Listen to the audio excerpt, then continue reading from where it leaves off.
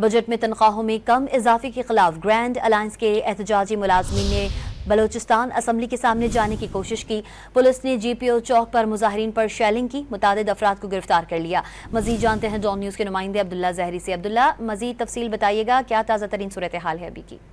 जी बिल्कुल, grand employees alliance की जानिब से जो उनके कायदीन थे उनकी गिरफ्तारी के खिलाफ आज दोबारा एहतजाजी मुजाहरा किया गया और एक रैली निकाली गई। मुलाजमीन का मुतालबा था कि आज बलूचिस्तान भर में तमाम तर मुलाजमीन को यही हिदायत जारी की गई थी कि बलूचिस्तान असम्बली के बाहर पहुंचकर अपने तनख्वाहों में इजाफे के लिए एहतजाज करेंगे। ताम हुकूमत की जानिब से रात गए जो कायदीन उनके घरों पर छापे मारकर उन्हें गिरफ्तार किया गया, जिसके बाद हमने आज सुबह ही इस एहतजाजी तहरीक का आगाज किया। ताम मुलाजमीन बड़ी तादाद में जरगुन रोड से रेड जोन की जानिब और बलूचिस्तान असम्बली की जानिब जाना चाहा था।